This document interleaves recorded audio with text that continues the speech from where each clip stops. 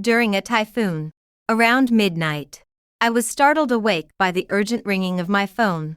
I answered the call, and the voice of my boyfriend Tom Johnson's assistant Emily came through with a slight sob. Lucy Smith. Tom Johnson has been in a car accident. We can't get a taxi. Sob. I was so frightened that without thinking much, I hurriedly drove over. Along the way, lightning and thunder accompanied the fierce wind and rain. However, when I arrived at the accident site, I didn't see anyone. Soon after, I received a location pin from Emily, his assistant. Inside the bar, everyone burst into laughter when they saw me enter. Emily bounced over, sticking out her tongue and giggling. Lucy, you're so gullible. We're playing a game. Just joking with you, you don't mind, do you? Later, when Tom was actually disabled in a car accident, someone called me. I chuckled and said, playing truth or dare again. Go ahead and play. At the end of July, during typhoon weather, the weather forecast repeatedly warned people to minimize going out and stay safe. Around 11 at night, my boyfriend Tom hadn't returned yet. I sent him a message, but he never replied. I had gotten used to it. Tom pursued me for 2 years, and we dated for 5, totaling 7 years altogether, from the passionate early days with daily good mornings and good nights, sharing every little detail of life, to the gradual coldness now, to the point where he resented me for being too controlling and intrusive. He treated me with harsh words and cruelty, and our love slowly deteriorated. The heavy rain lasted over 10 hours, and the window seal couldn't hold up anymore, starting to leak water inside. It was just like my current love, soaked in the damp rain, slowly molding and discoloring bit by bit. I used an old towel to block the water by the window for a while. In this kind of weather, Tom probably wouldn't come back. Go to sleep. I have 2 surgeries tomorrow, I told myself, leaning on the bed, half asleep and drowsy. My phone suddenly rang urgently. I'm a doctor. Afraid of emergencies at the hospital at night, I usually never turn off my phone. After all, human life is more important than anything. I hurriedly answered the call, and a voice I detested came through. Lucy, Tom Johnson has been in a car accident. The rain is heavy outside, and we can't get a taxi. Come quickly, without letting me ask another word. The call ended. Immediately after, a location pin was sent over. I jolted in fright, scrambled out of bed, changed clothes, grabbed the first aid kit from the living room, and rushed out without a second thought, as my car sped out of the underground garage. The pouring rain slammed against it. The wind howled like a roaring beast. In the sky, a bolt of lightning tore through the darkness, briefly illuminating the earth with fleeting light. Right after, deafening thunder roared between heaven and earth. The windshield wipers worked at top speed, desperately trying to clear away the layers of rain. But my vision remained blurry. The once bustling streets were empty, with occasional trees blown down and scattered by the fierce wind. I ran 2 red lights and finally reached the address on the location pin, but no one was by the roadside. I called Emily. Emily, I'm here. Where are you? You shouldn't move an injured person casually. It's basic first aid knowledge. On the other end, Emily didn't say a word and just hung up on me. Immediately after, she sent another address. The difference was, this time it was sent by my boyfriend Tom. Since he could send a location, he was probably fine. My heart calmed slightly as I checked the distance. Not far, about 500 meters. I drove over slowly. It was a bar where Tom Johnson liked to bring his rowdy friends for drinks. He said the environment was great and the atmosphere was perfect. I thought that, since something had happened, they must have returned to the bar to take shelter from the rain while waiting for help. It made perfect sense, so I didn't overthink it. The moment I opened the car door, a heavy downpour drenched me instantly, soaking me to the bone. At the bar's entrance, a dim yellow glow flickered in the night rain. The brick walls and wooden door exuded a warm, intimate temperature. I walked inside. In the private room, through a carved screen. I saw Tom and Emily Brown drinking a linked arm toast amid the rowdy cheering of his friends. Emily wore a red spaghetti strap dress, revealing her smooth neck and a glimpse of plump, rounded curves. And the man who was supposed to have been in a car accident stood unharmed, impeccably dressed. Only I, outside the door, was soaked and disheveled. Inside, everyone clapped and shouted, "Kiss! Kiss!" Tom's hand stroked Emily's head as the two inched closer. Closer. Someone noticed me standing at the entrance and exclaimed, "Lucy Smith, you actually came." Immediately, the group burst into laughter. "I told you. Lucy loves Tom so much. She'd rush over after hearing about his accident." "Aw." Tom won again, every word pierced my heart. It turned out they were just betting on me. My worry and concern seemed hilarious to them. The two embracing slowly pulled apart. Emily's face flushed crimson, as if she'd been pampered or had drunk too much. I walked in, closed the door, and locked it. No one seemed to notice that small action. Tom saw me and casually said, "Lucy Smith, have a seat.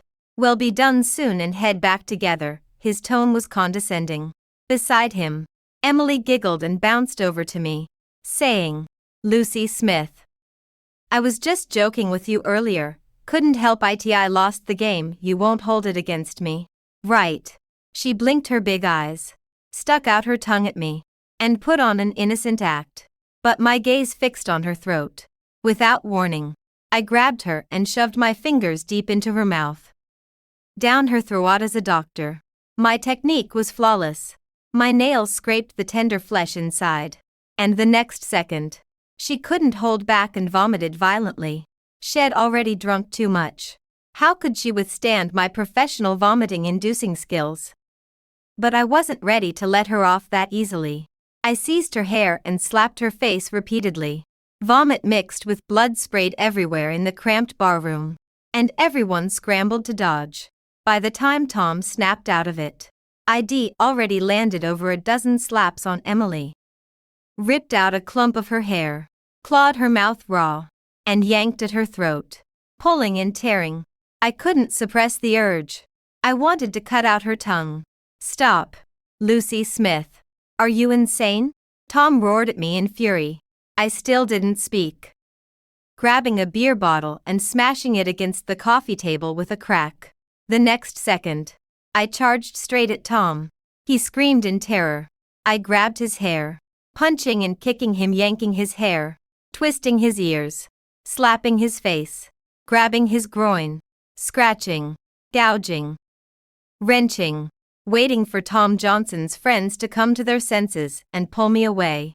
Tom was in a mess. Everyone tried to persuade me. "Sister-in-law, it's not what you think. It's just a game. Emily lost, and we were just joking. Don't be angry over there." Emily finally stopped vomiting, with blood all over her mouth and a swollen tongue. She mumbled incoherently, "I don't want to live anymore." "Lucy, why did you do this to me?" I was holding a glass ashtray in my hand and asked, "So, am I a joke? Over there?" Tom roared at me. "Lucy Smith, I'm going to be R." The ashtray whizzed past and hit the wall beside his head. The last word was drowned out by the noise of the ashtray hitting the wall and the shattering of the glass on the floor. Tom shrank in the corner, his eyes filled with fear. He blustered at me. "Lucy, are you crazy? It's just a joke. Do you have to smash and beat like this?" His friends also chattered to persuade me. "Sister-in-law, it's really just a drinking game. There's nothing going on between Tom and Emily. It's just a joke. So." They thought what I cared about was whether Tom and Emily had an affair. I took out a scalpel and slapped it on the table beside me. "Tell me, who came up with this idea?" I asked. Everyone kept silent, but their eyes involuntarily fell on Emily. In fact, this question didn't need to be asked. Whenever a man takes a woman like Emily out for fun and does some worthless things, they always hide it from their wives. After all, they still care about their reputation. They know that having an affair, being a cheater, is really disgusting. they'll be condemned by the whole society. If it accidentally gets out, they'll cover for each other. Just like now. Everyone thought I was jealous because I caught Tom and Emily being lovey-dovey. So, I was smashing and making a scene. They simply didn't understand why I was so angry. In the stormy weather, a car accident is a matter of life and death. As a doctor, I respect life.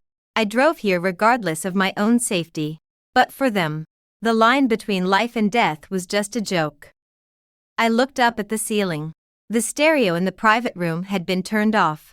Outside, the heavy rain was hitting the ground, continuous and dense, like the beating of war drums.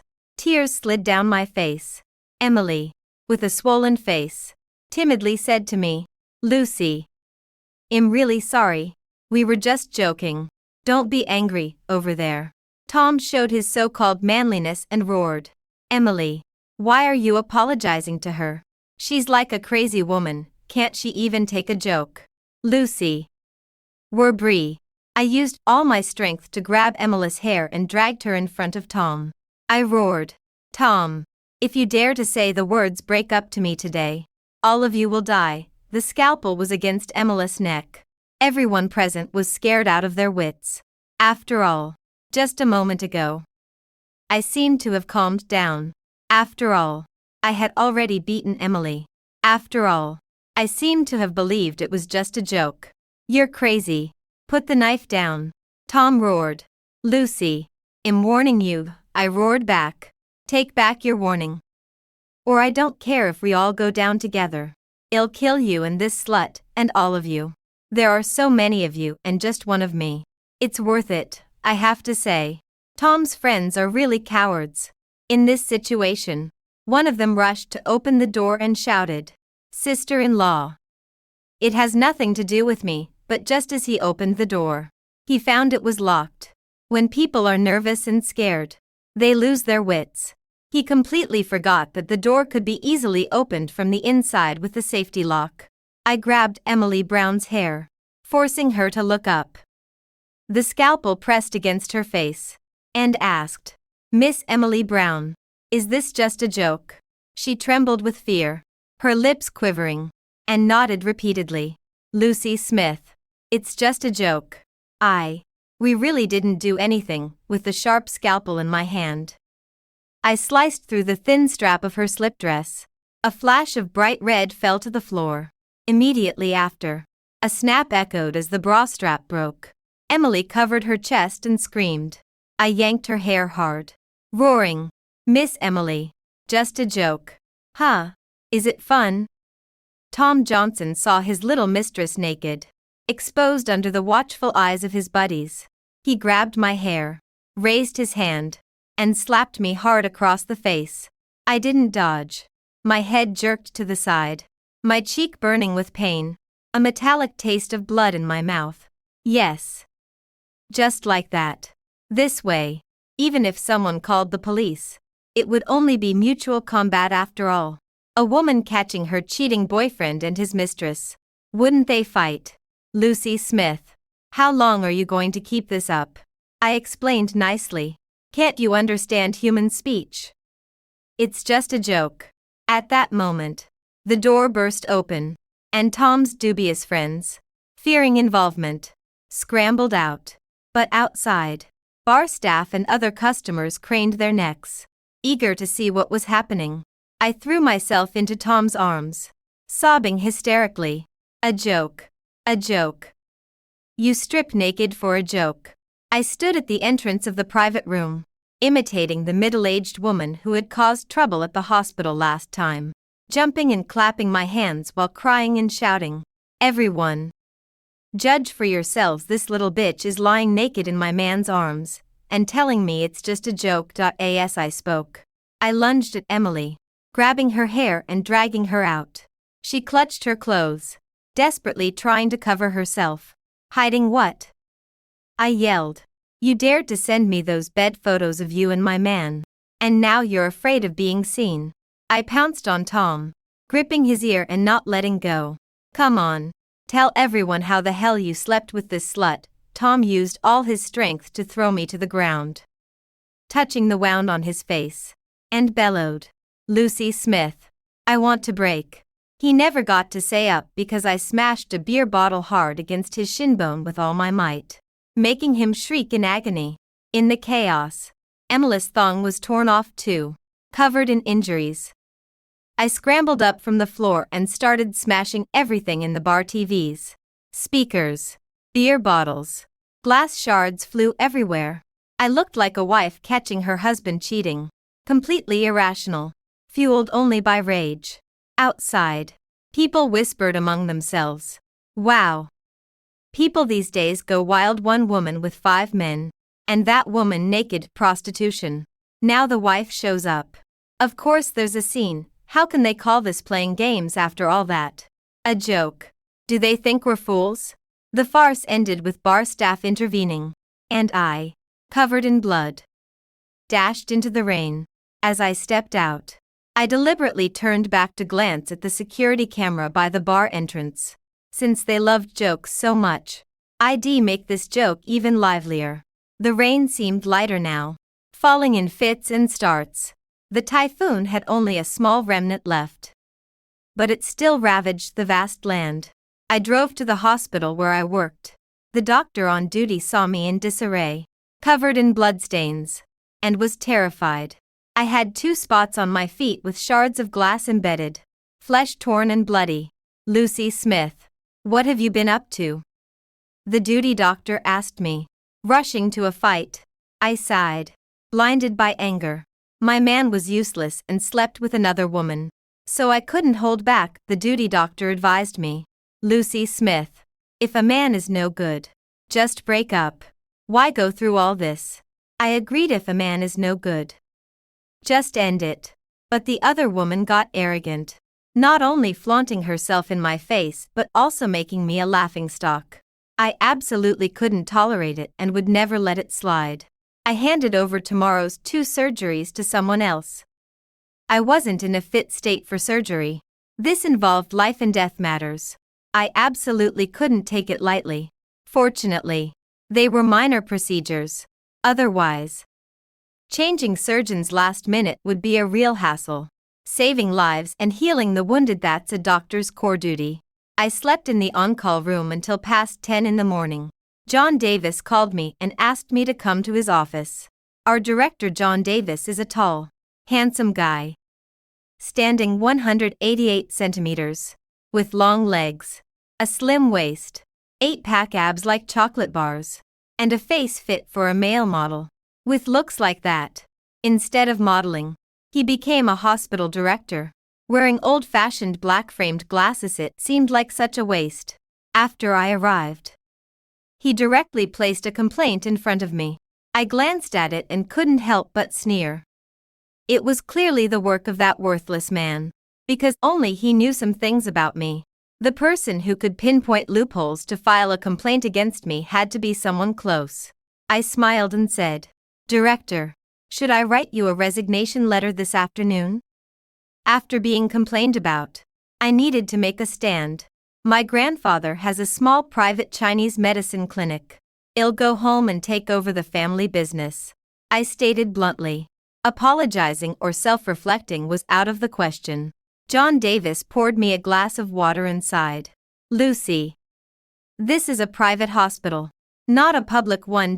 So complaints don't really matter." I shook my head. Look at this young director, sipping health tea from a thermos and spouting bureaucratic talk. Damn it. Not letting me resign. Was he planning to fire me instead?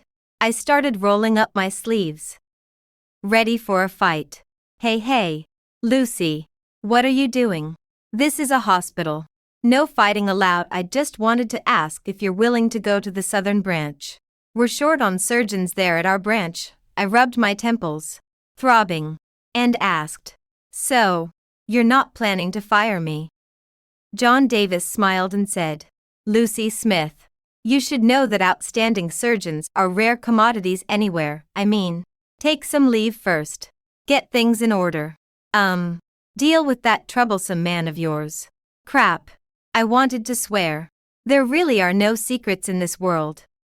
My little brawl last night must be known throughout the entire hospital. The whole place was laughing at me. Okay, I said with a smile, stood up, and left. Right outside the hospital entrance, I started making a call. Tom Johnson and Emily Brown wouldn't think this was all over, would they? Me retreating to a foreign land while they start cozying up and living happily ever after. How could such a perfect scenario exist in this world? The call connected quickly. Robert Wilson. It's me, Lucy Smith, I said directly. Oh, Lucy. Robert laughed heartily and said, when do you have time? Come over for a cup of tea. Robert was a former patient of mine. These days, no matter what you do, you can't avoid birth, aging, sickness, and death, and you inevitably have to deal with doctors. Robert had a wild background and extensive connections. But he couldn't withstand a sudden heart attack. When he was brought in that night, he was almost gone. That day, I was on duty, and through the collective effort of the hospital staff, Robert managed to pull through. Afterward, he was deeply grateful and called me Lucy. When he was discharged, he thumped his chest and told me that if I ever had any trouble in Sioux City, I should go straight to him. Robert, can you lend me 3 or 5 of your debt collectors? I laughed. Robert asked me what I wanted to do. I didn't care and said directly, my man was cheated on. Lend me a few brothers to go confront them also. Robert, help me look into something. Robert readily agreed. I drove straight home. After the rain, the sky cleared. At the end of July, even though the typhoon had just passed, the weather was still scorching hot. The fallen leaves on the road had been swept clean. It seemed all storms suddenly vanished, hidden in the blue sky and white clouds. On the street, people came and went, bustling with activity.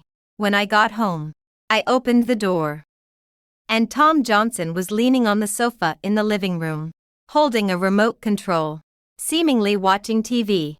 I ignored him and went straight into the bedroom to start packing my luggage, calling a moving company. Lucy, what do you mean? Tom followed me to the bedroom, watching me busily pack my things, and asked. Hearing his accusatory tone, I didn't even look up, keeping my head down as I continued packing. He softened his voice and said quietly, Lucy, stop messing around. We're getting married at the end of the year. Just apologize to Emily Brown and give her a bag or something, and this will be over. Oh. Like that Hermes bag you brought back from the South last time. That was a pipe dream right in my face. That Hermes bag was a gift from one of my patients. The hospital where I work is a private one, frequented by wealthy people. When someone is lying on a hospital bed, barely clinging to life, it's the most helpless, humiliating, and terrifying time. The desire to live, the fear of death in their eyes. Doctors represent hope for life. So, after that patient recovered, they specifically gave me a valuable limited edition Hermes bag. What are you packing for? Another business trip. Tom continued asking. Moving out, I said, looking up as I took my clothes out of the wardrobe one by one. Tom, between you and me, only I can dump you. You don't have the right to break up with me. This thing yesterday. It's not up to you to end it. It's up to me. Make me apologize to a little bitch, and give her my Hermes bag. What kind of wild dream are you having? My tone was calm, seemingly without a trace of emotion. Tom flew into a rage and shouted, Lucy, are you really not going to let this go? I've explained it to you many times. It was just a joke. Why can't you listen? You beat someone up, stripped them naked, made a huge scene.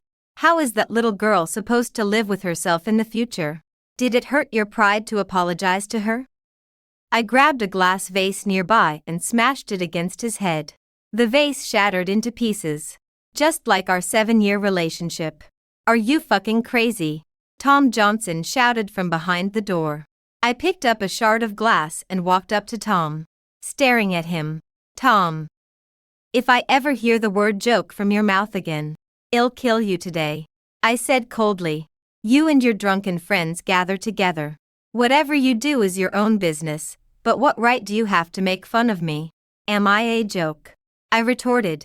Tom's face turned extremely ugly. After a long while, he cursed. Lucy Smith, if you want to break up, go ahead. But don't regret it. The movers had arrived and called me. I told them to come right up.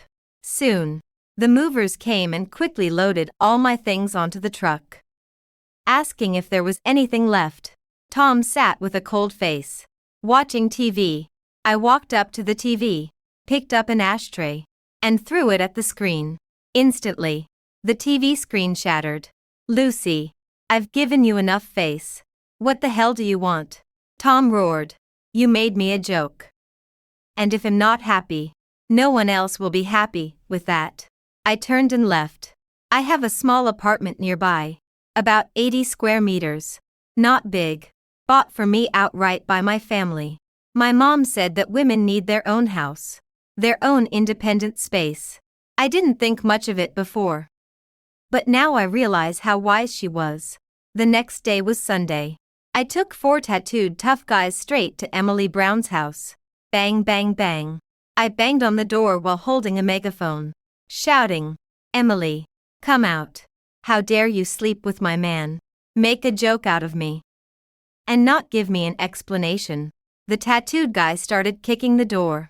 Finally, the door opened, and Mrs. Yao stormed out, shouting at us. What are you doing?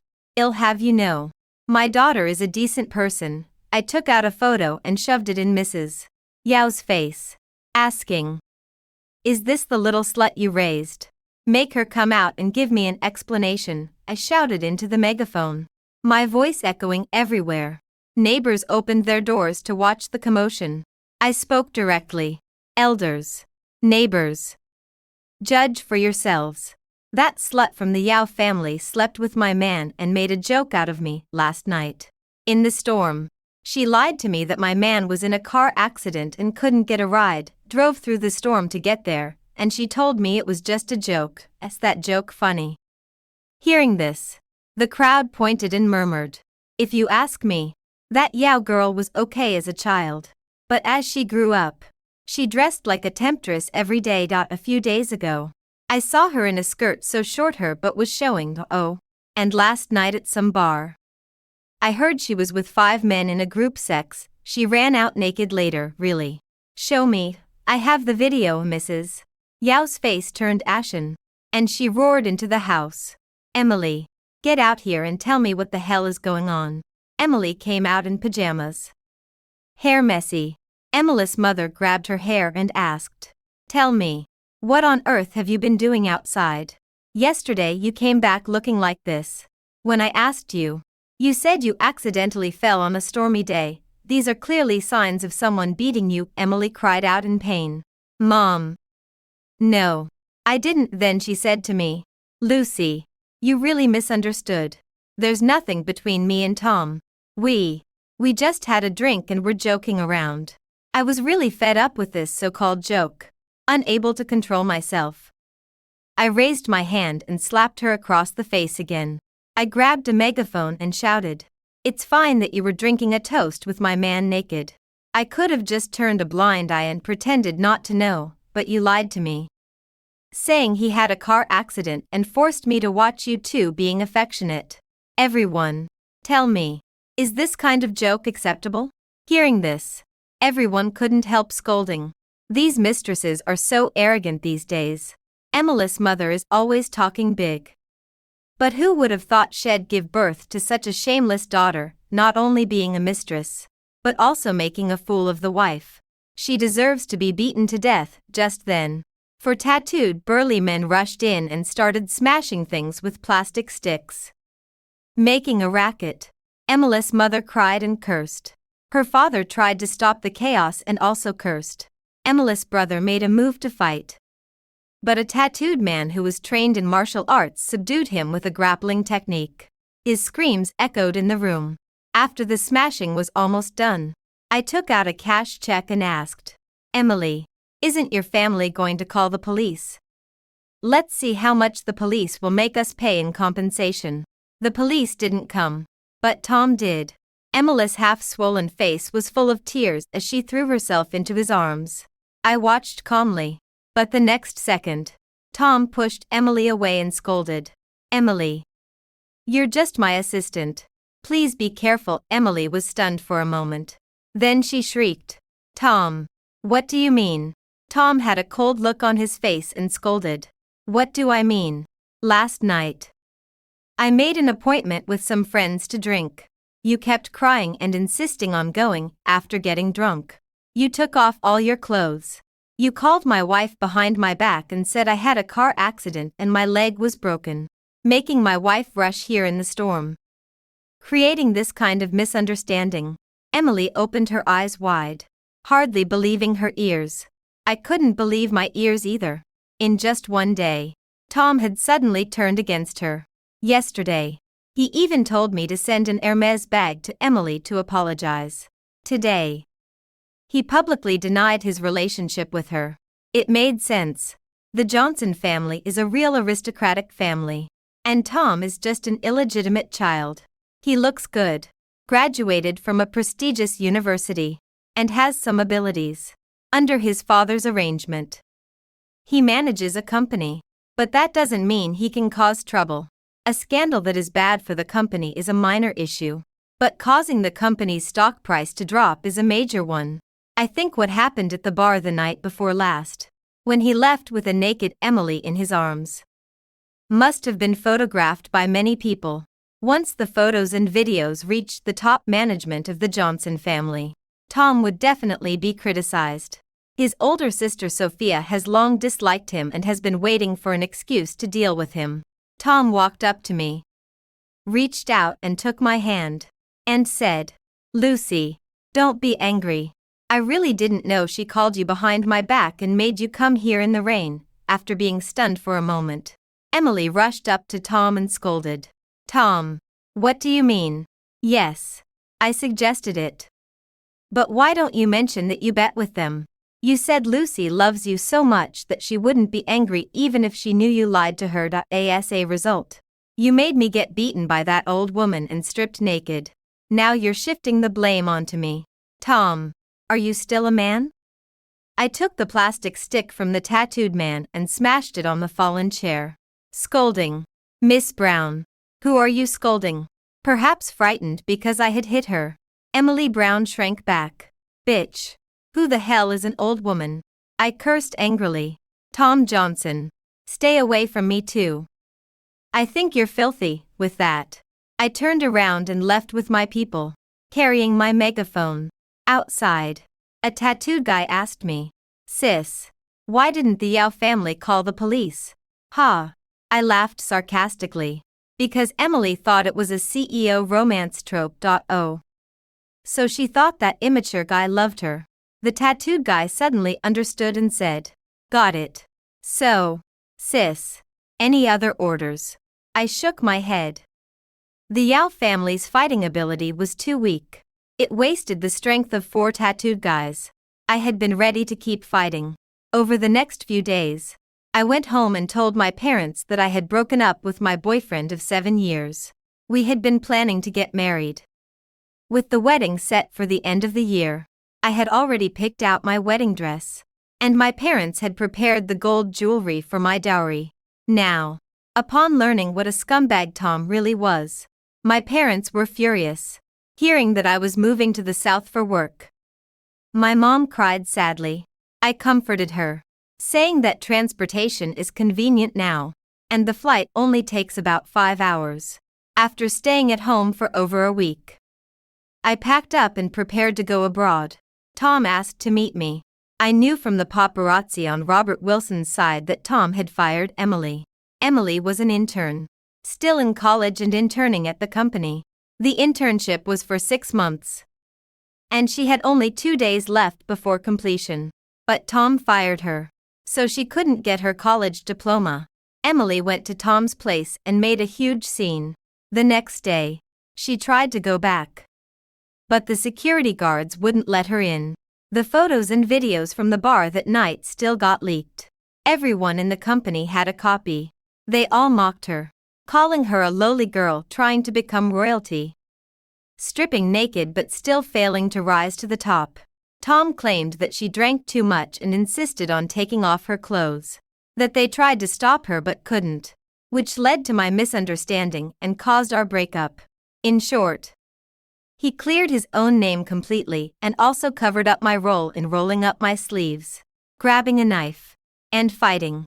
He said at the company, "You all know how much I love Lucy Smith. Back in college, when I first saw her, it was love at first sight. I chased her for 2 whole years before she agreed to date me. We dated for 5 years and were about to get married. But now some dumb woman ruined it," he added. That night, it was just a few friends getting together for drinks. And that idiot Emily insisted on tagging along. I thought, she's just a young girl. So I took her along for fun. How could I know she went to the bathroom to call Lucy and curse me into a car accident? Lucy loves me. She braved a storm to find me. But Emily says it was just a joke. She even stripped naked and threw herself at me. A man's words are a devil's lies. If I didn't know the truth, I would have believed it. So, not only could Emily not get her diploma, but she was also despised by everyone. Her parents, her brother. Everyone in their neighborhood pointed fingers at her. And some creepy men took advantage, asking her how much she charged for a night. Tom and I met at a cafe. He brought flowers and bought me a new Chanel bag. "Lucy, are you really leaving?" He pretended to be deeply affectionate, his charming eyes captivating. "Lucy, there's really nothing between us. It was all a misunderstanding, I swear. From now on, I'll definitely love you wholeheartedly. There won't even be a single female mosquito around me. I've already replaced all my female assistants." I shook my head and said, "Tom, that excuse of yours is just self-deception. Everyone in your company knows about you and Emily. They just don't dare to laugh at you to your face because you're the boss. Besides, I saw it with my own eyes. Can it be false? I won't want something that's been soiled. I also told you a long time ago that between you and me, only I can dump you. You have no right to say break up." Saying that, I finished my coffee, called the waiter over, and paid for my coffee. When I was walking towards the cafe door, Tom said in a hurry, "Lucy, wait for me to finish this busy period, and I'll come to Southland to find you." I walked out without looking back. 2 months later, Robert called me. "Dr. Lucy, are you still in Southland?" "Something big has happened," I asked in surprise. "What big thing?" "Has the sky fallen?" On the other end of the phone, Robert's voice came. "Your stupid man was hit by a car and sent flying. One of his legs was comminutedly fractured, and half of the ribs on his chest were broken. His head also seems to be in a bad state. Anyway, there's a huge hole in it. I don't know if the bones are broken." I frowned. After hearing so much from him, I knew the man wasn't dead. "The man is still lying in the ICU. Robert continued. "His life or death is uncertain. Come on, Dr. Lucy. Guess if it was an accident or someone did it on purpose?" he asked with a cheerful laugh. "Robert, if it was an accident, you would have told me right away. It must be someone's doing on purpose." I asked with a smile. "Emily," Robert said. "Yes. Dr. Lucy, you really guessed it right. That woman is really cruel. She staked him out for over a month, calculated the time, and then drove straight into him. But after all, she's a woman and timid. After hitting him and sending him flying the first time, when she wanted to drive over him, the car accidentally hit a tree beside and got stuck. It had been a man with better driving skills, Tom wouldn't even have a whole body left. It was more than a month after Tom's accident and after Emily was sentenced to life imprisonment for intentional injury that I returned to the country to handle some things. I specifically went to the prison to visit Emily. When we met again, her eyes were dull and her expression haggard. I picked up the microphone. Suddenly, she shouted at me, "Why, Lucy, why did it turn out like this? At the beginning, everything was fine. He loved me so much, cared about me, and showed consideration for me, even at the company's wine party. He would specifically order my favorite snacks. He would drive me home and give me expensive bags, jewelry, perfume. It's all your fault. You old woman. You just won't let him go. He clearly doesn't love you. Can't you have a bit of self-awareness and just get out of the way? I looked at her, took out a photo from my phone, showed it to her, and said, "Half a year ago, I flew to Southland to perform surgery on a patient. Just 10 minutes before I was about to start the operation, you sent me a photo of you and him in bed. You hoped that I'd be distracted and the surgery would fail." Right. Emily gritted her teeth and cursed. Yes. I just hoped that you'd have a bit of self-awareness and leave him earlier. I wasn't angry. I said slowly. It's normal for a mistress to use some tricks to take the place of the wife, but what did this patient do wrong? Emily. Your behavior is actually premeditated murder. From that moment on, I thought that if I just broke up with Tom, it would be too easy on you too. I must destroy you. Life is long. Emily. Spend the rest of your life in prison, saying that. I put down the microphone. Emily shrieked and cursed at me hoarsely. Lucy Smith. He clearly loved me so much. Why? Why did he suddenly turn his back and deny everything? I worked so hard to get into college. Worked so hard to land an internship at a big tech company. But in one night, everything vanished. It was just a joke. Why did you all have to push so aggressively? If you hadn't forced me, how could I have driven into him? The prison guards came over and forcibly dragged her away. I also went to the hospital to visit Tom Johnson. Modern medicine is advanced.